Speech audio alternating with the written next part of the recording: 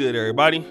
It's your boy, O'Shea Duke Jackson, back at it again with another episode of the Celebrity Junk.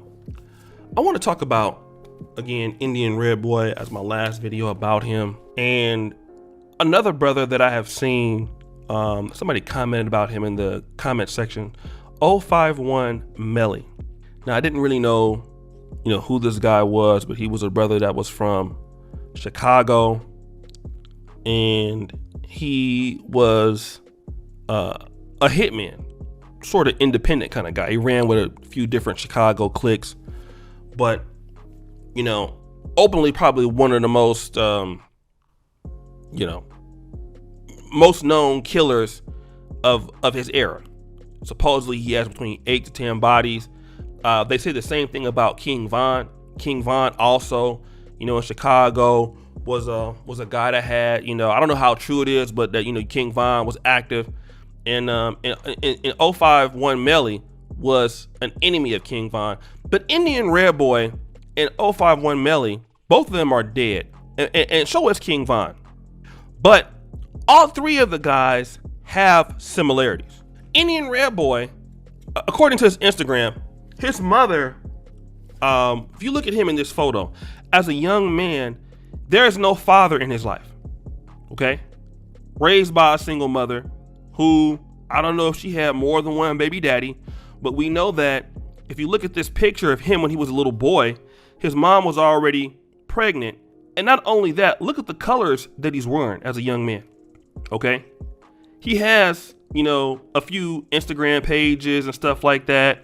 But if you look at this one, you know what I'm saying? If you look at this one, he's already draped up in red. He's in red. His brothers is red. They all blooded out at a young age. I don't know if that was for him to come, but they all wearing that color, which is he ended up being a Pyru. So I don't know if his family was involved in that. Same thing with King Von. No daddy there at first. His daddy was in the gang. Okay, his dad got killed when he was 11 years old, in and out of jail, in and out of his life. Mom got different baby daddies. 051 Melly, okay, his mom died when she was 40 of cancer. His stepfather ended up getting a life sentence, okay, and then after that he ended up going, the Randolph City Project, something like that, and the streets end up raising him. In all three versions of these guys, all of them end up getting killed. They all died violent deaths. One guy was talented enough to get out, and even King Von talked about that. He said, because he knew 051 Melly, and they was enemies, but he said, bro, you were able to get up out of here. Because 051 Melly even said, like I saw a clip, he said when King Dirk and Von went to jail for attempted murder, he wanted them to get free so they can come to Chicago so he can kill them.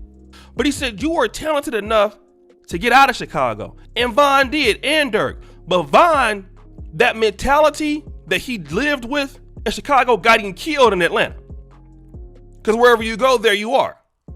Ran up on somebody, and then he didn't know, and then he ended up getting killed. So all three of these guys who could have been a greater contribution, and I mean no disrespect to what I'm saying to all three of these guys, but the big difference is all of them were doomed before they got a chance. If you really want to be honest about it, all three. Where's the father at? Nobody ever gave these guys a chance. If it's true that 051 Melly was out there stalking people, killing people, like one guy apparently was peeing in the alley, 051 Melly, you say he was a guy, he didn't care. This is the same thing about King Von. An Indian Red Boy, I don't know if he had bodies, but he definitely was playing with guns. Somebody shot him.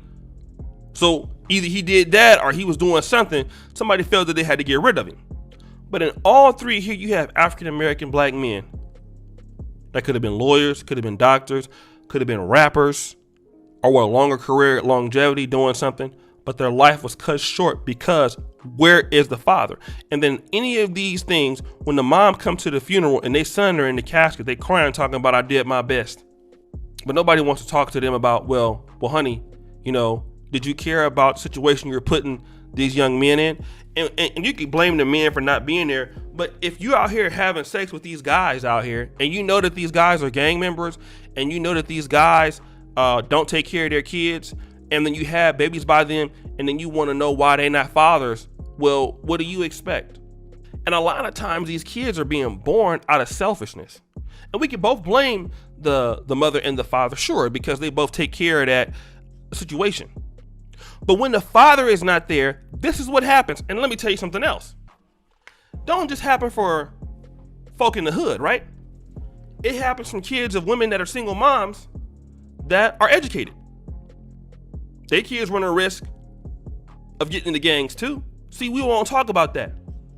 Oh, well, I went to Spelman, I'm a single parent and everything like that. Well, ain't no dad there. You got to work all the time. Let you have a boyfriend or whoever else. You upset with the father, so you take it out on the son. He gonna go and look for somewhere else. Don't matter that you got an $80,000 a year job, $100,000 a year job. But the reality is that you can't do it by yourself. These are 3 examples. And yes, you have black men who come from single parent homes and end up doing very well, but it's not a lot. A lot of guys end up, not achieving much. We got a lot of lost potentials. When the fathers and mothers can't be there to take care of the kids, this is the reality. We get some brothers don't go to jail, but they end up being very poor. They end up not understanding how to manage money. They end up coming up in a society where they repeat the same cycles their parents did. Then you wonder why the black community can't come up. But then it's always a one-way disrespect towards the fathers of these men. But then what about the situations that happen? These young men don't even get a chance to do nothing because they're doomed from birth because the parents ain't there. The parents ain't stable. What do you expect? And no, this is no disrespect to any of these guys. 051 Melly, Indian Red Boy, King Von. But what would their life be if they had a stable family?